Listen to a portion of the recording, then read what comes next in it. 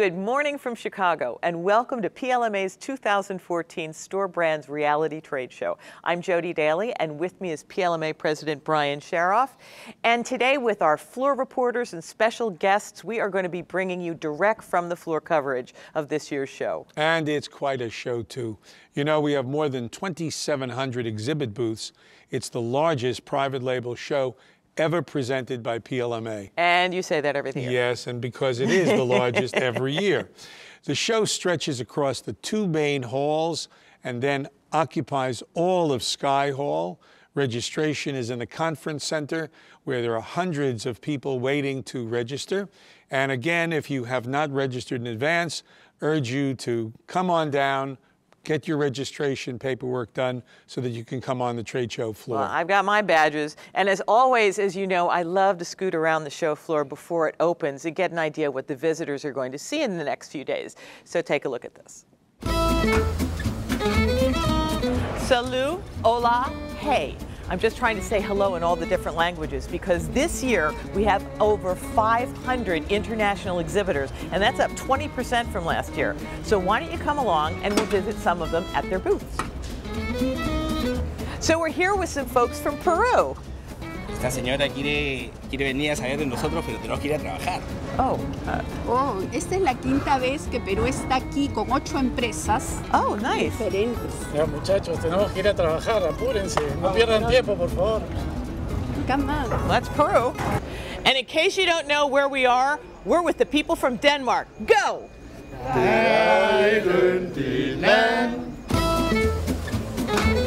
Just waiting for the Argentinians to get back. They said I could have some Malbec.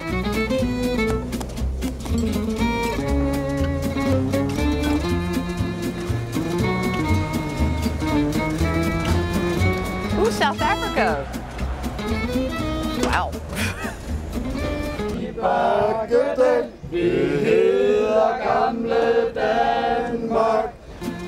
Mauritius. Where in the world's Mauritius? I am here with Isabella Knight, and you were with? Fermin USA. And what am I holding this? What is this gorgeous thing that I'm holding in my hand? This is a 4-year cured Iberico ham from Spain. Needless to say, I will be taking a 4-year-old Iberico ham from Spain home with me tonight. O dia fallece, o dia fallece. Denmark! Exhibitors have come from the ends of the earth to be at this trade show. And you have come from South Africa? Cape Town. And what is your name? My name is Paul.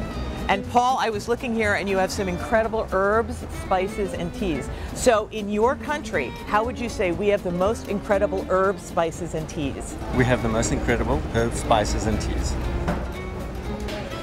So as you can see, there are tons of incredible international things to see here on the floor this year. So come on down. And places like Italy, 75% more exhibitors than last year. It's truly an international show. So all I have to say is ciao, Bella. Bye-bye. That's quite a vehicle you have. Yes, I love driving it every year. Well, this year's show theme is Store Brands Reality. We're borrowing a page from the popular television genre where folks like you and me show off how well we sing. We or don't sing. Or don't sing. Or how well we dance. Or don't dance. Yeah, we don't dance. But for Store Brands, the reality is how much it has grown, how popular it has become, how innovative many products now are. Okay, now there I have to agree with you. And this is the place to see store brands at their very best, whether it be food, snacks, beverages, health and beauty, household products of all kinds. And there's lots and lots of new ideas, as well as the basics of everyday shopping. So the show kicked off yesterday with seminars. More than 300 people were in the Rosemont Ballroom for the opening session. Then the audience divided into 3 breakaway groups for concurrent sessions on quality control, another on organics and natural products, and a 3rd session on store brand cosmetics. And then, of course, last night at the opening reception, there was the triumphant arrival of the winning Store Brands Jungle Survival team. So for now, let's go to the show floor and come in wherever you are, Michael Sansolo. Hey Jody, I'm back down here on the exhibit floor this year yet again, and I have to tell you, tons of things to see and do out here, and I got some foods for us to try later when we get back upstairs in the studio. Let me start you off with this one. This is from Viru, which actually is a company owned by Atlanta.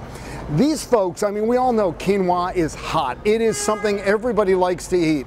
Quinoa is healthy, it's a good filling dish. What these folks at Viru have done, if you look at this, it's convenience. You got quinoa on the bottom, and up top, and this one is green asparagus with piquillo pepper. And what you do is you mix the two together, nice and easy, and this size, you've got a side dish for the whole family. But check this out. They have a smaller size variety. This one, you throw in your briefcase. You throw in a kid's lunchbox if they like quinoa. And again, you've got the ability to mix two items. Suddenly you have a really healthy side dish or a possible complete lunch. These folks, Viru in Atlanta, you can find at booth 1059, Jody. So if you come down, we'll get some there. Now, the next item I found is one that I really love. I love pancakes, and I love maple syrup, pure Vermont maple syrup.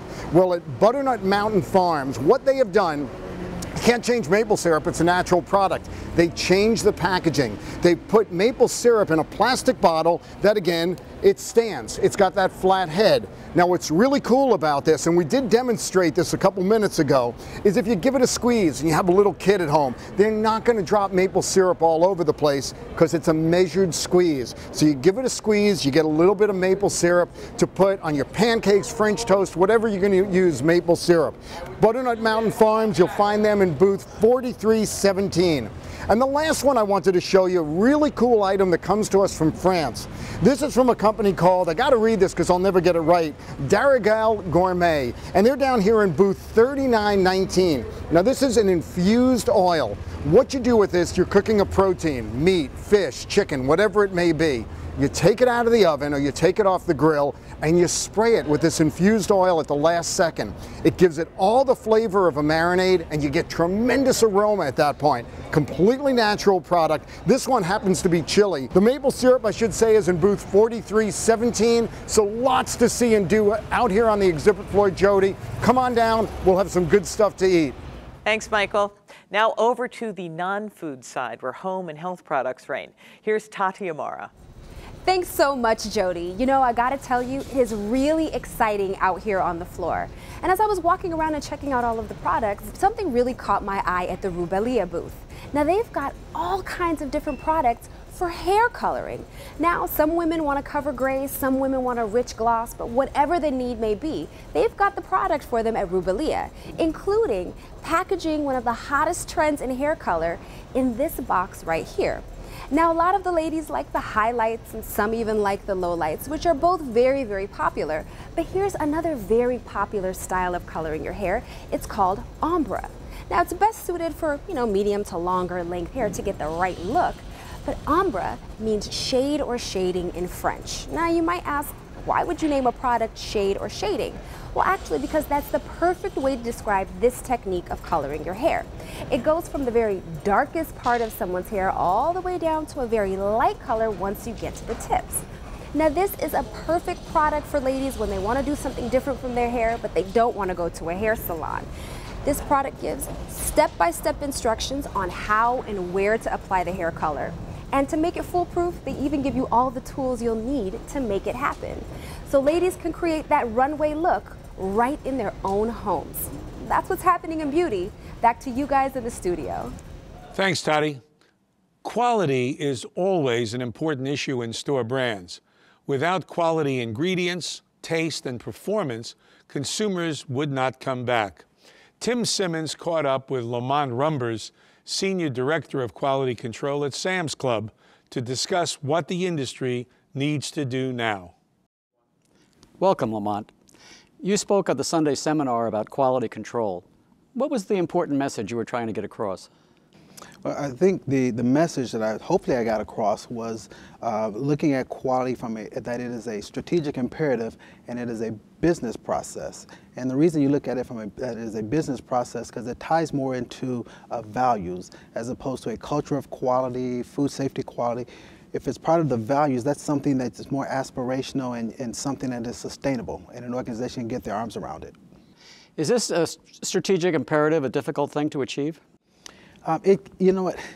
Easy to say, but yes, I think it is. It is difficult because we live in a world in quality where we are forced to deal with a lot of data, a lot of inputs, a lot of reaction, whether it be from the regulators, the customers, the consumers. And so when you start looking at that, having the time to actually react, to put together more of a strategy, it is difficult, but it can be done. You talked about the role of data sometimes can make things more confusing.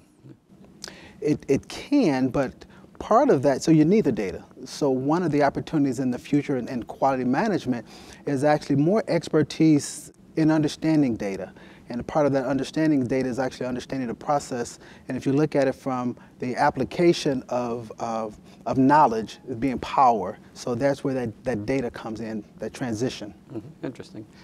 What's the biggest challenge facing retailers and manufacturers when they're trying to work together to improve quality control?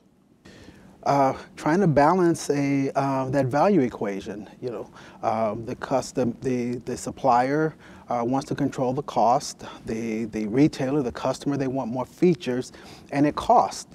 And so if you look at it just trying to make that equation work, and many times the manufacturer is producing the same product for others, well, how do you get that point of differentiation? So balancing that is going to be a challenge. Mm-hmm.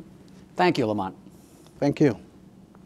Well, the show's off and running, and we asked Bob Vosberg to see what retailers are thinking.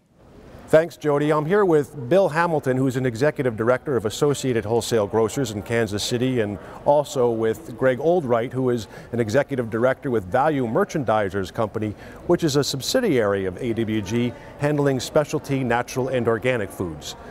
Bill, tell me, how long have you been coming to the show, and how's it changed? Well, it's changed tremendously for me. Yeah, I've participated in the show probably 5 or 6 times, but that was over 10 years ago. And there's certainly a much more scale and depth to the supply base, the innovation areas, the packaging. So it's a completely different show almost to me. Well, welcome back. Greg, what about you?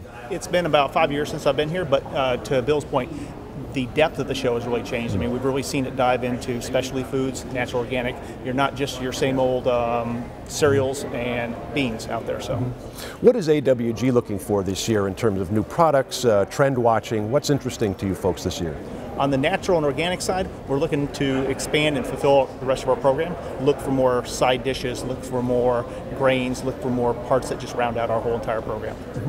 And what industry issues are on your mind as you come to the show? What broader issues are being talked about? From a private label perspective, there's continues to be a lot of consolidation within the industry, and that's an area that we're still focused on, having multiple supply sources to address our supply needs. So we're really looking to expand our supply base at this point in time. Okay, well, we won't hold you up anymore. Get going. Back to you. Thanks so much, Bob, and thank you for watching. For Brian and myself, we will see you this afternoon for more direct from the show floor coverage as we continue with PLMA Live.